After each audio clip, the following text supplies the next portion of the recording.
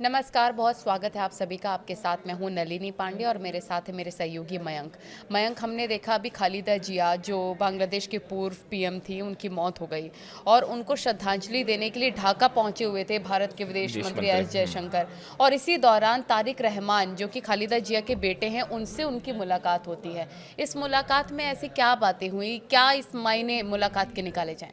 देखिए, ये एक ऐसी मुलाकात थी जो पूरे बांग्लादेश में, पूरे इंडिया में और कई देशों में सुर्खियां बनी और जिस पर सबकी नज़र थी, क्योंकि जिस तरह से बांग्लादेश में हिंसा का दौर हुआ और ख़ास तौर पर वहाँ पे हिंदू कम्युनिटी को निशाना बनाया गया। उसके बाद एस जयशंकर का बांग्लादेश जाना और ख़ास तौर पर खालिदा जिया को वो श्रद्धांजलि देने गए थे और उसके बाद उनके बेटे जो हैं तारिक रहमान, उनसे उनकी मुलाकात होती है। इसकी तस्वीरें सोशल मीडिया में ज़बरदस्त तरीके से वायरल हो रही हैं और देखिए, जो बात निकल के सामने आई कि इस मुलाकात की जो तस्वीरें सामने आई उसमें खालिदा जिया के बेटे हैं, सामने एस जयशंकर भारत के विदेश मंत्री हैं और दोनों की मुलाकात होती है। तारिक रहमान से मुलाकात के दौरान एस जयशंकर ने विश्वास जताया कि बेगम खालिदा जिया की दूरदृष्टि और मूल्य भारत और बांग्लादेश की साझेदारी के विकास का मार्गदर्शन करते रहेंगे। देखिए, भारत की तरफ से खालिदा जिया को श्रद्धांजलि दी गई और इस मौके पर एस जयशंकर ने कहा कि उनके जो प्रिंसिपल्स थे खालिदा जिया के, वो भारत और बांग्लादेश के बीच जो रिलेशंस हैं उसमें आगे एक विज़न के तौर पर काम करेंगे।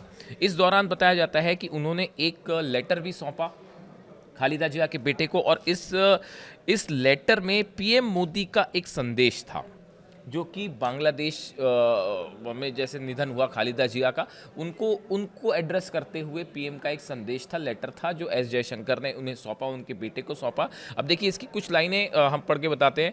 पीएम, जैसा सूत्रों से खबर है, पीएम मोदी ने लिखा, मुझे जून 2015 में ढाका में बेगम साहिबा के साथ अपनी मुलाकात और बातचीत अच्छी तरह से याद है। वह एक दुर्लभ, दृढ़ संकल्प और विश्वास वाली नेता थी और उन्हें बांग्लादेश की पहली महिला प्रधानमंत्री होने का गौरव प्राप्त था।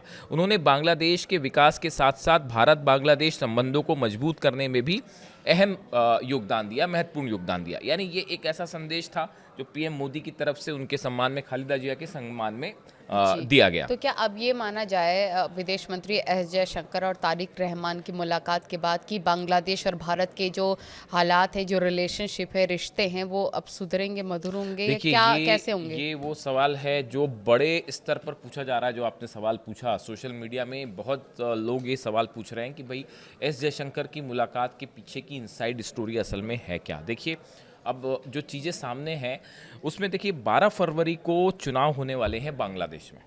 बांग्लादेश में जो आम चुनाव है वो 12 फरवरी को होगा। अब इसमें बांग्लादेश नेशनलिस्ट पार्टी, जो कि खालिदा जिया की पार्टी है, अब उनको लीड करेंगे तारिक रहमान, उनके बेटे लीड करेंगे। माना ये जा रहा है कि ये सबसे बड़ी सिंगल लार्जेस्ट पार्टी बन के उभर सकती है बांग्लादेश में। इसका विकल्प क्या है? बीएनपी, अगर हम बांग्लादेश नेशनलिस्ट पार्टी को छोड़ दें तो इसके अलावा दूसरी जो पार्टी है एनसीपी और जमात इस्लामी, ये दो पार्टियां हैं, एनसीपी और जमात इस्लामी, दोनों ने कोलैबोरेशन कर लिया है, दोनों मिलके चुनाव लड़ना चाहेंगी।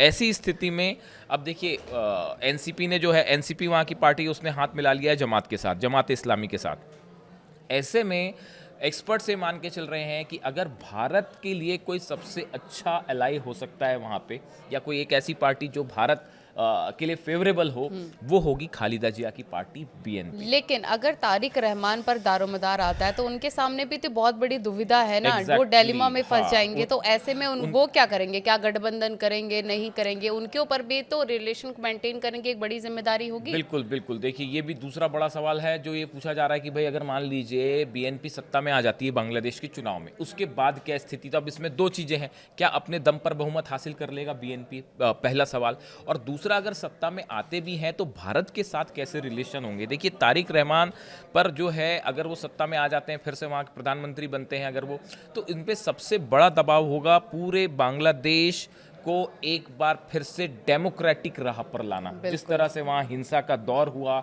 एक उथल पुथल, एक क्योस है बांग्लादेश में इस समय, कानून व्यवस्था ध्वस्त है, उसको ट्रैक पर लाना सबसे बड़ी चुनौती होगी। और देखिए, खालिदा जिया जो थी, उन्होंने एक वक्त जैसा था कि उन्होंने जमात इस्लामी के साथ उनका भी कोलैबोरेशन हुआ, लेकिन उसका खासा नुकसान उनकी पार्टी को हुआ। तो अब जो है बीएनपी नहीं चाहेगी कि किसी दूसरी पार्टी के साथ कोलैबोरेशन करे, अकेली जाना चाहेगी। तो कोलैबोरेशन वाली संभावनाएं बहुत कम दिख रही हैं। लेकिन इसके अलावा उनके सामने देखिए कई बड़े सवाल होंगे। लॉ एंड ऑर्डर की हमने बात की, उसके अलावा बांग्लादेश की इंटरनेशनल साख को बड़ा धक्का पहुंचा है जिस तरह से अभी ये हिंसा हुई।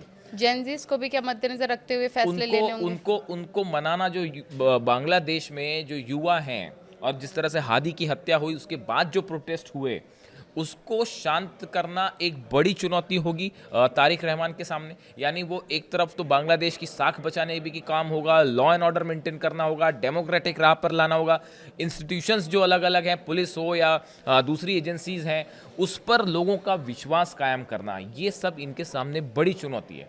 और जहाँ से आपने सवाल किया था कि भारत का, अगर इसको भारत के परिप्रेक्ष्य में देखा जाए, देखिए भारत के लिए हमेशा से भारत की विदेश नीति ये रही है कि जो पड़ोसी देश हैं वो स्टेबल रहें, वहाँ शांतिपूर्ण हालात रहें, और इसी में ही देश का भला है। देखिए अभी जिस तरह से खालिदा जिया की मौत हुई, उनका निधन हो गया, उसके बाद देखिए एक सिंपैथी की लहर भी है उनकी पार्टी के लिए और उनके बेटे जो तारिक रहमान हैं उनके लिए। बिल्कुल। और ये सिंपैथी की वजह से ये माना जा रहा है कि आने वाले चुनाव में वो सबसे बड़ा फैक्टर हो सकते हैं और बांग्लादेश के प्रधानमंत्री बन सकते हैं। वैसे अभी जो एडवाइज़र हैं यूनिस, उनके खिलाफ जो है काफ़ी नाराज़गी भी देखी जा रही है, खासकर हादी के हत्यारों का ना पकड़ा जाना। एक जो अब इस समय जो सरकार लेकिन कुछ चल भी रही है, कहना जल्दबाजी होगी। हाँ, तो ऐसे हालात में एक पूरी व्यवस्था को फिर से कायम करना, ये तारिक रहमान के लिए एक बड़ी चुनौती होगी। और अगर वो सत्ता में आते हैं, उसके बाद भारत के साथ संबंध मेंटेन करना, ये एक तो मतलब भारत के साथ अगर बेहतर संबंध स्थापित करने हैं तो तारिक रहमान को सत्ता संभालनी होगी। देखिए ये एक ऐसा सवाल है जो थोड़ा इसका भी इंतजार करना होगा कि चुनाव के बाद क्या होता है। और आने वाले कुछ दिनों में, अभी जब ये चुनाव प्रचार पीक पे पहुंचेगा, उस दौरान तारिक रहमान जो है वो उनका क्या रुख रहता है भारत को लेकर, उससे काफी कुछ जो है वो विदेश नीति बांग्लादेश के लिहाज से तय। तो हमने प्रदर्शन को लेकर भी अपडेट्स दिए थे, बांग्लादेश के हालात पर पल लगातार न्यूज़ प्रोटेस्ट हो रहे थे, जानकारी हमने दे कवर ही किया रहा उसको। है। बिल्कुल, तो ऐसे ही कुछ और अपडेट्स और आने वाले चुनावों के मद्देनजर भी न्यूज़ 18 आप तक हर जानकारी पहुंचाएगा। आज के लिए फिलहाल इतना ही। नमस्कार।